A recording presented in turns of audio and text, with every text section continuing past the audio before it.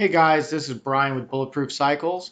This is part 3 of our first ride on the YZ450FX. I have now adjusted the suspension a little more once we got back from Randsburg. This is now Sunday. We're going for a rip before we packed up in my home. So I softened up the front end, compression and rebound a little bit. I think it actually needs a little faster rebound still. And then I also got to play with the Yamaha Power Tuner app, which is how you reprogram the ECUs on these bikes. You can use your app, and then they have a bunch of different maps that you can load in there. On the left, on the bars, you can see is a 2-map switch. When the light is off, that means you're in map 1, which is the most powerful map, and I have set to the MX Power Feeling map. And then when the light is on, that is map 2, which is the somewhat subdued map where I put the torquey feeling map in. I figure those are going to be two pretty different types of tunes in the bike, so I can really notice the difference. As you can hear with the MX Power map on compared to the torquey map that was on in the first clip, the bike totally sounds different. The torquey map makes the bike really deep and throaty, and the MX Power map is just nuts. The thing just revs super fast, it has a crazy hit to it, and it sounds more high-pitched. Right now, in this video, I'm actually going to do a lot of following, so I get some video of some of my friends. This is Aaron right here, Ride Motorcycles on Instagram. He's on a YZ450FX, and his girlfriend, Renee, is on an XR200 in front of us. And then I think Spencer's behind me, Spencer the Barber on Instagram, WR250R, one of my other bikes. But, so I'm really trying to play around and see, you know, how these maps worked out. There's a lot of different, like, rocky hill climbs and descents, so it really is a good ride to really assess the differences in the maps and kind of how to use the map switch to my advantage for different types of riding. There's also a lot of really open fire roads and sand washes, so it's perfect for that MX map. So I'm still on the MX map here, and you can hear it just goes snap straight to the rev limiter. It's a really fun mode. The torquey map is like tractor mode, but I've also heard, just reading online or whatever, that the torquey map kind of heats up your fuel economy, which could be the case, but I don't know. I just like pinning this bike a lot, so fuel economy is like whatever. Just a lot of fun. I mean, listen to that thing just screaming through here. And the front end, if you notice, is a lot more planted compared to the first video. You see the bars barely moving. It's just worlds better. I was also thinking the other night, because I was getting a little bit of fork seal weeping, because the guy I bought it from, like I said, he rode it for like 1 hour, one ECU while I went through that, and he crashed it hard enough to break his collar. So I didn't think about this until last night, but I should have realigned the front end, because I think that it's somewhat tweaked. If you don't know this, when you crash a dirt bike, if you've ever had like to smack your wheel against a car tire to kind of realign the front end and the bars or whatever, like you didn't bend the bars, but you just kind of tweak them in the trees. It actually has like a twist in your forks, and your forks won't be perfectly parallel. And if you've ever had weird harshness in your suspension or anything like that after a crash, it's usually because you need to realign the front end, where you simply can just loosen the pinch bolts and bounce the front end and then re-torque them, depending how bad it is. Or you can loosen everything up, re-torque the front end and everything. Here was like a really crazy rocky descent. The video really doesn't do it justice, and so I was just playing around with the first gear. The first gear engine braking on this bike is great, and first gear going up hills is great because it's super low. But yeah, Spencer will tell you how sketchy this shit is. It scared me.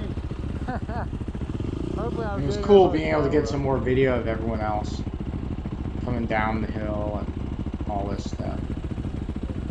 Keep your feet on the pegs. There you go.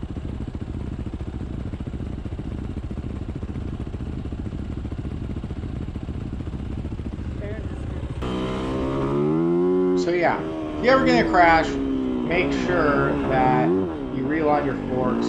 It'll save your fork seals and just make the bike a lot better. If you're ever feeling weird binding, that's the first thing you should do in your forks.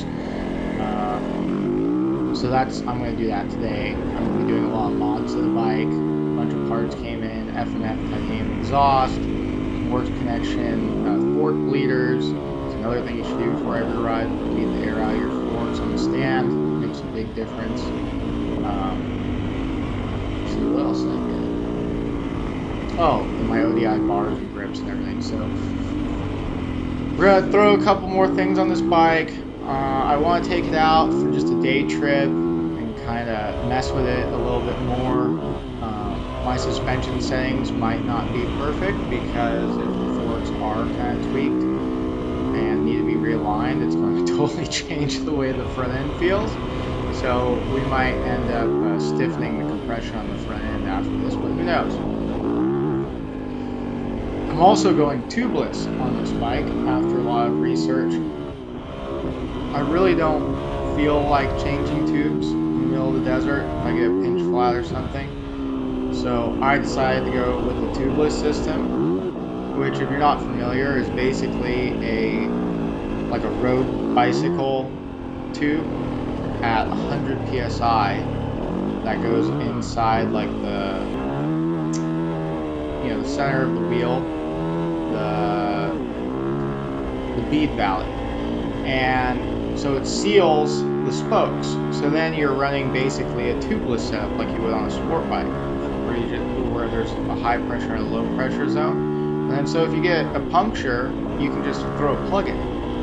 And it also allows you to run 10 psi without obviously worrying about pinch flats or anything. And the tubeless, the high pressure little tube in there actually will protect your rim from being dented. So it seems like a really cool thing. A lot of people swear by it, especially like the desert racing off-road guys, and that's kind of what I want to do with this bike. So we're going to give that a try and see how that works out, because it's always in the back of my mind, like, oh, I'm going to hit this rock too hard, pop my tube, it's going to be a pain in the ass, take the whole wheel off in the middle of the desert, and, I mean, that'll just ruin my day. So, but putting a plug in it, I mean, that's 5 minutes. You just put the thing in there and done, less tools to carry, a lot simpler. So I will definitely be doing a review on that. Here's just some more getting everyone riding through the sand wash. Spencer's leading up front, and Renee and Aaron and Mears kind of cruising here in the back watching.